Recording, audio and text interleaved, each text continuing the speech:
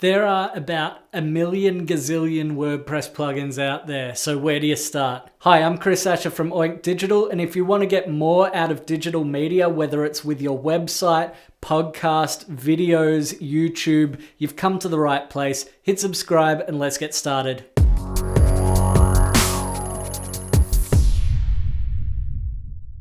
If you've ever been to the WordPress plugin repository, you would just be overwhelmed with how many plugins there are. So where do you start with? What's going to be useful to you? Here's what I install before I do anything on a WordPress site. Number one, Yoast SEO.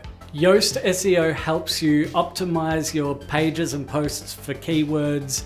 It gives you previews of what it's going to look like in a Google search. It provides you with readability score for every page and post.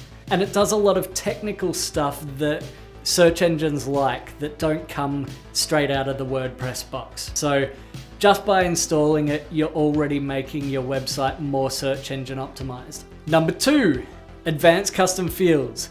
Basically what these do is they allow you to add fields to posts and pages and stuff like that so that you can fill out more information and do a little bit more than just title content. You can add more things to your posts and pages. It's also really useful if you're working with custom post types, which is another topic for another day. Number three, TinyMCE Advanced. This is a slightly more advanced version of the WYSIWYG editor that you get with WordPress.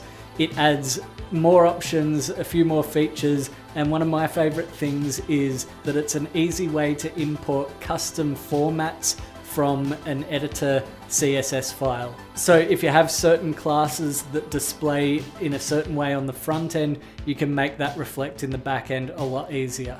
Number four, Velvet Blues Update URLs. Basically, Velvet Blues Update URLs allows you to update all of the URLs through a find and replace on your website. Why would you do this? Well, for me as a developer, I develop my websites locally, then I move them to a staging server for the client to check over, and then I put them up on the live site when they're ready to go. WordPress doesn't really like moving, so this plugin allows you to update all the URLs in the database after you've moved it. And aside from any URLs in the theme customizer, it does an excellent job. I still can't find a good plugin that will update all of the URLs. If you have a suggestion, leave it in the comments. I'd love to hear it. And number five, Contact Form 7. There are two main form plugins for WordPress, Contact Form 7 and Gravity Forms. Gravity Forms is a premium plugin, you pay for it, but personally I don't really like working with it just because of the way it outputs the HTML.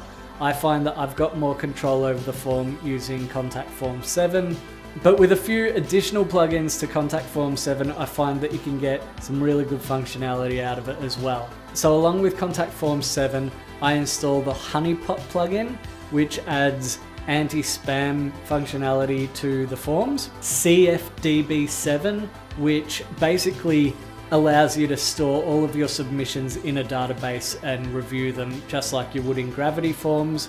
You can do that in Contact Form 7 with the CFDB7 plugin. That's a bit of a mouthful. And finally, MailChimp. I like to use MailChimp because it's an easy and free way to start a mailing list. And the plugin for Contact Form 7 is really easy to use and install as well. So there you have it, 5 plugins that I install every single time I install WordPress before I do anything. I hope you found this video helpful. If there are any plugins that you would put in that I missed out, leave a comment below. I'd love to know what they are. Thanks for watching, and I'll see you guys in the next video.